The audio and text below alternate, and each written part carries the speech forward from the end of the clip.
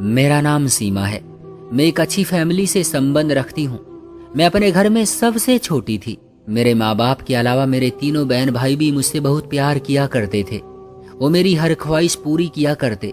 मैं जो ख्वाहिश करती हूँ उसे पूरी किए बगैर वो चैन से नहीं बैठते थे। जुबान पर शब्द बाद में आते और ख्वाहिश पहले ही पूरी हो जाया करती थी।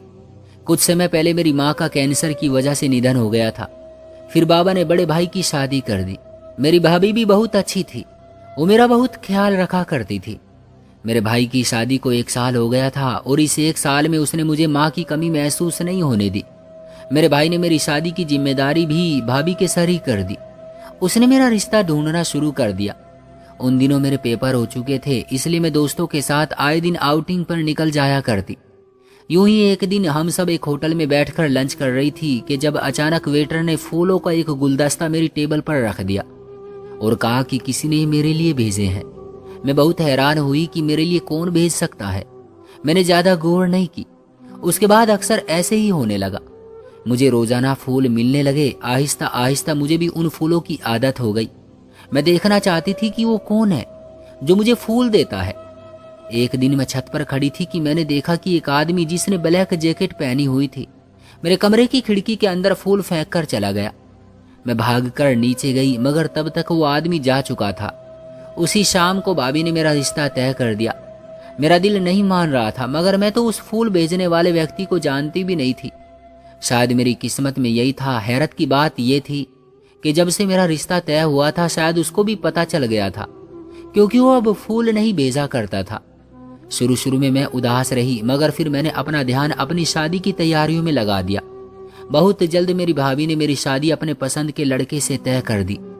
हमारा घराना काफी आजाद ख्याल था, इसलिए शादी से पहले कई बार मेरा आमना सामना अनिल से हुआ, मगर मैंने हर बार यही नोटिस किया कि वो काफी गंभीर रहने वाला इंसान है। इतना घुल मिल कर बात नहीं करता। मैंने भाभी से बात की तो कहने लगी, अरे इसमें इतना परेशान होने वाली क्या बात है। शादी से पहले सारे मर्द ऐसे ही रूखे फीके होते हैं, बाद में सब ठीक हो जाते हैं। तुम्हारे भाई भी शुरू के दिनों में ऐसे ही थे, मगर अब देख लो कैसे मेरे आगे पीछे फिरते हैं। भाभी की बातों से मेरी काफी हद तक तसल्ली हो गई और मैंने शादी के लिए हाँ कर दी। मेरी शादी अनिल से हो गई। वो बहुत अच्छा लड़का था। इनके घर में मेरी सास, ननद और हम दोनों रहा करते थे। शादी के शुरुआती दिन चल रहे थे, सब अच्छे से गुजर रहा था, लेकिन मुझे कुछ हरकतें अनिल की बहुत ही अजीब लग रही थी। वो बहुत तेज परफ्यूम लगाता था जो मुझे बिल्कुल अच्छा नहीं लगता, लेकिन क्योंकि नई नई शादी थी तो मैं कुछ कह भी नहीं सकती थी। शादी की रात भी मैं तैयार होकर उसी का इंतजार कर रही थी। जब वो दूल्हा बना कमरे में दाखिल हुआ तो मैं इतने हैंडसम व्यक्ति को देखकर बहुत खुश हुई। उसने मुझे अभी मुंह दिखाई ही दी थी कि मेरी आंखें नींद से बोझिल होने लगी और मैं वैसे ही वहीं सो गई। सुबह उठी तो मुझे बहुत शर्मिंदगी हुई, लेकिन अनिल ने कहा कि कोई बात नहीं, आपको थकान की वजह से नींद आ गई होगी। मुझे उसकी आदत बहुत अच्छी लगी कि वो एहसास रखने वाला है। अगला दिन भी बहुत थका देने वाला था। 5 घंटे लगातार बैठ बैठ कर मेरी कमर अकड़ गई थी, इसलिए कमरे में आते ही कमर सीधी करने को लेट गई, मगर आंख लग गई और मैं सो गई। मुझे सुबह बहुत डर लग रहा था कि अनिल नाराज होंगे। अगर वो नाराज था भी तो उसने मुझे महसूस नहीं करवाया। वो नॉर्मली मुझसे बात करता रहा। कुछ दिन बाद जब अनिल काम से घर वापस आया तो उसने इतनी तेज परफ्यूम लगा रखी थी, मेरी नाक को चुभने लगी और मैं नींद में जाने लगी। रात को खाना खाने के बाद हम सोने के लिए लेट गए।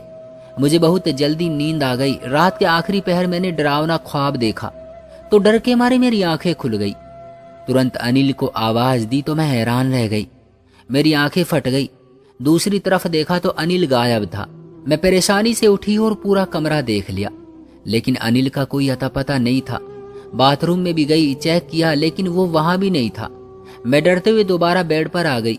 बाकी सारी रात मेरी डरते हुए गुजरी। सुबह को नाश्ते की टेबल पर अनिल को देखकर झटका लगा।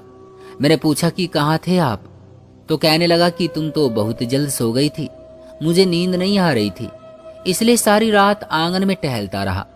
मुझे अपने आप से शर्मिंदगी हुई कि पत्नी का काम पति को खुश रखना है और मैं रोज 9 बजे ही सो जाया करती हूँ। पता नहीं शादी के बाद इतनी जल्दी नींद कैसे आने लगी थी। अपने घर में तो मैं 2 या 3 बजे तक जागा करती थी। यहाँ पता नहीं क्यों अनिल के घर आते ही मुझे नींद के झोंके आने लगे थे। मुझे अनिल के चेहरे पर नाराजगी तो नजर ना आई, मगर मैं उसका तंज समझ गई थी। मैंने दोपहर में सोकर नींद पूरी कर ली ताकि रात को जल्दी ना सो सकूं। शाम होते ही मैंने तैयार होना शुरू कर दिया। तैयार होकर मैंने अनिल का इंतजार करना शुरू कर दिया।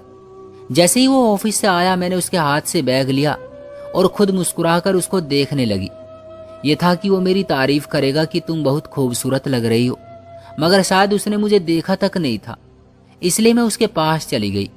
मगर ये क्या, उसकी परफ्यूम से मुझे छींकें आना शुरू हो गई।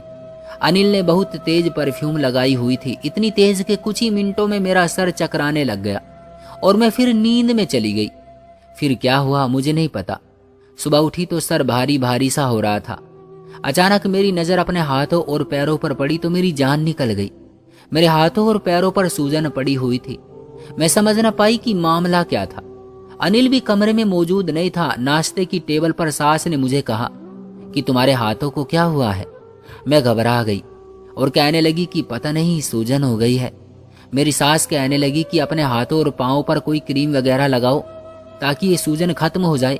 अच्छी पत्नियां पतियों के लिए खूबसूरत लगती हैं। अपनी खूबसूरती में फर्क नहीं आने देना, पति काबू में रहता है। इसी तरह कुछ देर बाद अनिल बाहर से आता नजर आया। मैं समझ गई कि मेरे सोने के बाद बेचारा आंगन में चला गया होगा। मेरी सास अच्छी औरत थी, अक्सर मुझे समझाती रहती कि पति को कैसे मुट्ठी में करना है, मगर मैं उन्हें क्या बताती कि हम दोनों तो अभी तक नाम के सिवा एक दूसरे को जान ही नहीं पाए। शादी को 1 महीने से ज्यादा हो गया था और मुझे अनिल के धूप छांव जैसे मिजाज की समझ नहीं आ रही थी। कभी वो मेरे साथ बहुत अच्छे हो जाया करते थे और कभी ऐसे अजनबी हो जाया करते थे जैसे मुझे जानते ही ना हो। यूं ही रविवार का एक दिन था जब मैं अपने कमरे में बैठी थी कि अचानक अनिल कमरे में दाखिल हुआ। मुझे कुछ अजीब सा लगा। वो बहुत जल्दी में लग रहा था। मैं खामोशी से बैठी उसे देखने लगी। वो तैयार सैयार होकर कहीं चला गया और मुझे बताना भी पसंद नहीं किया कि कहाँ जा रहा है। मैंने पूछने की कोशिश की तो झिड़क कर कह दिया कि तुम्हें क्या मतलब, अपने काम से काम रखो। कुछ ही देर बाद सास ने मुझसे पूछा कि अनिल कहाँ है, तो मैं घबरा गई। मैंने अपनी सास को नहीं बताया और खामोशी रही। मेरी शिकायत लगाने से मेरा पति मुझसे नाराज ना हो जाए, वैसे भी ज्यादातर वो मुझसे नाराज ही रहता था। एक दिन मैंने बहुत कोशिश की कि आज मैं नहीं सोऊंगी, मगर फिर भी अनिल के आते ही उसकी तेज रफ्तार परफ्यूम की वजह से मुझे नींद आ गई। मैंने अनिल से अगले दिन कहा भी कि आप इतनी तेज परफ्यूम न लगाया करें, शायद उसी की वजह से मुझे नींद आ जाती है। मगर मेरी बात सुनकर उसने काफी गुस्सा किया। कहने लगा कि तुम अपनी नींद का इल्जाम मेरी परफ्यूम को क्यों दे रही हो। तुम खुद हर वक्त सोई रहती हो, तुम्हें मेरी कोई फिक्र ही नहीं। पतिदेव काम से घर आए तो पत्नियां मुस्कुराकर उनका वेलकम करती है और तुम सो जाया करती हो। मैं उसकी बात सुनकर बहुत रोई, लेकिन बावजूद कोशिश के उसकी परफ्यूम की वजह से मुझे नींद भी आ जाती और सुबह हाथ पांव भी सूजे होते। मैं खुद को सोने से ना रोक सकती। अब तो मेरी सास को कुछ कुछ अंदाजा हो गया कि हम दोनों में क्या चल रहा है। उसने भी मुझे बातें सुनाना शुरू कर दी कि मैं अपने पति में दिलचस्पी लेने की बजाय सोई रहती हूँ। मैं कमरे में आकर बहुत रोई। मैंने शुरू से सारे मामले पर गौर किया। यही समझ में आया कि उस परफ्यूम में ही कुछ ऐसा है जो मुझे सूट नहीं करता। मैंने ड्रेसिंग टेबल पर पड़े हुए सारे परफ्यूम सूंघे, मगर जो परफ्यूम अनिल लगाता था वो कहीं नहीं थी। इसका मतलब था कि वो बाहर से ही लगा कर आता था। रात को अनिल घर आया तो जब फ्रेश होने बाथरूम में गया तो मैंने चोरी चोरी उसके बैग की तलाशी ली। बैग के अंदर एक परफ्यूम का डब्बा पड़ा हुआ था। मैंने जल्दी से उसे सूंघ कर खुद पर छिड़क लिया। अचानक ख्याल आया कि इसी परफ्यूम की वजह से ही तो मैं सो जाती हूँ, मगर तब तक बहुत देर हो चुकी थी। कुछ ही देर में मैं सो चुकी थी। मेरा पति मुझे बहुत बातें सुनाता था कि मैं आम पत्नियों की तरह उसका इंतजार नहीं करती, बल्कि उसके आते ही सो जाया करती हूँ। मगर जब भी मैं परफ्यूम का जिक्र करती हूँ तो वो गुस्सा हो जाया करता, कहता कि मैंने भी तो ये परफ्यूम लगाई है, मुझे नींद क्यों नहीं आती। उसके ख्याल में मैं बहाने बनाती थी ताकि उससे दूर रहूं, मगर मैं उसे कैसे समझाती कि मुझे तो खुद भी इस चक्कर की समझ नहीं आ रही थी कि परफ्यूम से मुझे नींद क्यों आ जाती है। रोज रोज इस तरह के ड्रामों से मैं तंग आ गई थी, इसलिए बस एक दफा फैसला कर लिया कि इस परफ्यूम वाले राज तक पहुंच सकूं। मैंने अनिल के आने से पहले ही ढेर सारी रुई नाक में डाल ली। अनिल आए तो उनके सामने मैंने नींद आने का बहाना किया और बेड पर जाकर लेट गई। मैंने थोड़ी सी आंखें खोलकर देखा कि अनिल ने अपने बैग से वही परफ्यूम निकाली और मुझ पर दोबारा ढेर सारी छिड़क दी। मैं तो साख्त रह गई। यानी कि वो खुद चाहता था कि मैं सो जाऊं और इल्जाम मुझे देता रहा कि मैं जानबूझकर सो जाती हूं। वो तो शुक्र था कि मैंने नाक में रुई डाल रखी थी और सांस बंद कर लिया था ताकि उस परफ्यूम का असर मुझ पर न हो। मुझ पर अब परफ्यूम छिड़कने के बाद वो खुद नहाने चला गया। नहाकर वो कमरे से बाहर चला गया। उसके जाने के बाद मैं हैरत से उठ खड़ी हुई कि देखो तो सही वो जाता कहाँ है। अनिल सारी रात आंगन में किसी से फोन पर बात करता रहा। मैं उलझन का शिकार हो गई थी कि आखिर ये क्या माजरा है। वो मुझे खुद से क्यों दूर कर रहा था और इल्जाम भी मुझ पर लगाता था। आखिर वो ऐसा क्यों कर रहा था? शायद वो मुझे पसंद नहीं करता था। मैं उसके दिल में जगह बनाना चाहती थी, इसलिए अगले दिन मैंने बाजार जाने का फैसला किया ताकि अपने पति के लिए कुछ गिफ्ट ले सकूं। उसकी सालगिरह नजदीक थी और मैं उसे बहुत खूबसूरत तोहफा देना चाहती थी। शायद इसी बहाने उसका दिल मेरी तरफ पिघल जाता। मैं शॉपिंग सेंटर से गिफ्ट खरीद कर निकल रही थी कि सड़क किनारे मैंने अनिल की कार देखी। मैं हैरान हुई, इस वक्त तो वो ऑफिस में होता है, यहाँ क्या कर रहा है? तो गाड़ी से खूबसूरत सी लड़की अनिल के साथ निकली। वो उस खूबसूरत लड़की के साथ एक होटल में चला गया। मैं उनके पीछे पीछे अंदर दाखिल हुई तो देखा वो दोनों लंच कर रहे थे। मैं गुस्से से खोलती हुई घर वापस आ गई कि मैं इस व्यक्ति की तवज्जो पाने के लिए क्या क्या जतन नहीं कर रही थी और वो दूसरी लड़कियों के पीछे घूमता है। उसी दिन तो मैंने बर्दाश्त कर लिया कि हो सकता है कि इत्तेफाक हो, वो लड़की इसकी कोई सहकर्मी हो। ये सोचकर मैंने अपने दिल को झूठी तसल्ली दी। मगर कुछ दिनों बाद मैंने उन दोनों को फिर एक साथ देखा। एक दिन मैं अपने मायके से वापस आ रही थी कि रास्ते में सिग्नल पर गाड़ी रुक गई तो मैंने उन दोनों को देखा। वो दोनों एक अस्पताल में दाखिल हो रहे थे। अब तो मेरा शक यकीन में बदल गया कि आदमी मुझे धोखा दे रहा है, मेरे होते हुए किसी और के साथ भी संबंध में है। और मुझे सारी गेम समझ आ रही थी। यकीनन मेरा पति मुझसे शादी नहीं करना चाहता था, इसलिए हर दिन रात को जानबूझकर मुझे सुलाकर ये इसके पास चला जाता होगा। मैंने फैसला कर लिया कि मैं इस राज की तह तक पहुंचकर रहूंगी। मैं अपना पति हरगिज भी किसी के साथ शेयर नहीं कर सकती क्योंकि मुझे उससे मोहब्बत हो गई थी। मैंने सोच लिया था कि वो जिस औरत के चक्कर में भी है उन्हें उसके चंगुल से निकाल कर रहूंगी। इन दिनों एक और मुश्किल का भी मुझे सामना करना पड़ा। मेरी सास आए दिन मुझे पूछती कि बहू खुशखबरी कब सुना रही हो। मैं सास के ऐसे सवालों से घबरा जाया करती थी, लेकिन अनिल को जैसे कोई फर्क ही नहीं थी। वो अपने कामों में बिजी रहता और तेज परफ्यूम लगाना ना छोड़ता। अब तो मैंने भी जिद में आकर उसे कहना छोड़ दिया था और जानबूझकर उस परफ्यूम की वजह से मैं जल्दी सो जाया करती थी। सारा दिन भी मेरा उलझन में गुजरता। एक दिन मेरा बहुत बीपी बढ़ गया और मैं बेहोश हो गई। होश में आई तो अस्पताल में थी। मुझे डॉक्टर ने बताया कि तुम्हारे पति ने तुम्हारा बहुत ख्याल रखा था, पिछले 2 दिन से ये यही था। मुझे सुनकर खुशी भरी हैरत हुई, लेकिन नज़र जैसे ही उस डॉक्टर पर पड़ी तो मेरी जान निकल गई। वो तो वही लड़की थी जिसको दोबारा मैं अपने पति के साथ देख चुकी थी। वो डॉक्टर मुस्कुराते हुए चली गई। मुझे जो थोड़ी देर बाद पहले अपने पति का सुनकर हैरत हुई थी, अब समझ में आ गया कि क्यों वो 2 दिन यहाँ रहा था। यकीनन उसी डॉक्टर की वजह से। उस डॉक्टर के करीब रहने का मेरे पति को बहाना जो मिल गया था। वो थी इतनी खूबसूरत कि किसी का भी दिल उस पर आ सकता था और यही बात मेरे दिल को चुभ रही थी।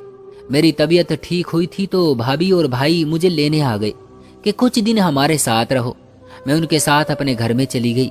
अपने कमरे में आकर जब मैंने अलमारी से कपड़े निकाले तो बहुत से सूखे हुए फूल मिले। उन फूलों को देखकर मुझे सब याद आ गया। कोई मुझे चाहता था और दीवानों की तरह फूल भेजा करता था और मैं आज जिसको चाहती थी उसको कोई कदर ही नहीं थी मेरी। अगले दिन भाई मुझे दोबारा अस्पताल ले गया। डॉक्टर ने कहा कि तुम्हारा चेकअप एक बार फिर करवाना है। मैं भाई के साथ हॉस्पिटल की गैलरी में ही थी कि जब मैंने अनिल को उसी डॉक्टर लड़की के साथ उसके कमरे में जाते देखा। उस लड़की ने गोद में बच्चा भी उठाया हुआ था। ये देखकर मेरा दिल दुख से भर गया। मैं बीमार थी और मेरा पति अपने ही चक्करों में था। मैं भागकर गाड़ी में बैठ गई। भाई बेचारा परेशान हुआ कि क्या हो गया है, चेकअप नहीं करवाना? मैंने कहा कि नहीं, फिर कभी। अभी अस्पताल से मुझे दहशत हो रही है। खैर हम घर आ गए। घर आकर सारी रात मैं गुस्से से टहलती रही। मेरा बस नहीं चल रहा था कि उस लड़की को कहीं गायब कर दूं ताकि मेरा पति उससे पीछा छुड़वाकर मेरा होकर रह जाए। अगले दिन मैं भाभी को बताकर अस्पताल चली आई। मेरा इरादा था कि उस डॉक्टर को आज अच्छे से बेइज्जत करूंगी। रिसेप्शन से पता किया तो मालूम हुआ कि वो कैफे में है। मैं वहां पहुंची तो झटका लगा। मैं उसके पास गई तो वो मुस्कुराकर खड़ी हो गई और मेरा हाल पूछने लगी। साथ खड़े आदमी की तरफ इशारा करके बोली कि ये मेरे हस्बैंड है और ये मेरा क्यूट सा बेटा है उसने कुर्सी पर बैठे हुए 2 साल के बच्चे को उठाते हुए कहा, जो मैंने कल उसकी गोद में देखा था। मेरी हैरानी देखकर वो हंस पड़ी और कहने लगी कि हम दोनों की पसंद की शादी है। किसी को लगता ही नहीं कि मैं एक बच्चे की माँ भी हूँ।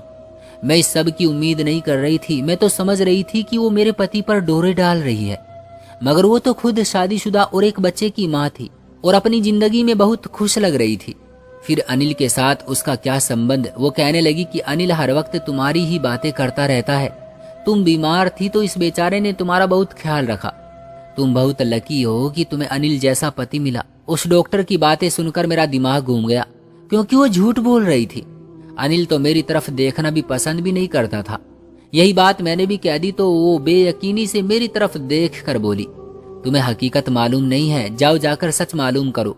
उसकी बात सुनकर मुझे एहसास हुआ कि वाकई मुझे खुद सच मालूम करना चाहिए, और ये तभी हो सकता था जब मैं वापस चली जाती। मैं अस्पताल से घर वापस चली आई। मेरी सास और ननंद मुझे देखकर बहुत खुश हुई। मैंने उन्हें मना कर दिया कि अनिल को मत बताइएगा कि मैं वापस आ गई हूँ। अनिल को मालूम नहीं था कि मैं घर पर हूँ, इसलिए आज जब वो कमरे में आया तो उसने परफ्यूम नहीं लगाई। मैं देखना चाह रही थी कि आज वो मुझे सुलाने के लिए क्या तरकीब लगाता है। मुझे कमरे में देखकर घबरा गया। कहने लगा कि तुम कब आई?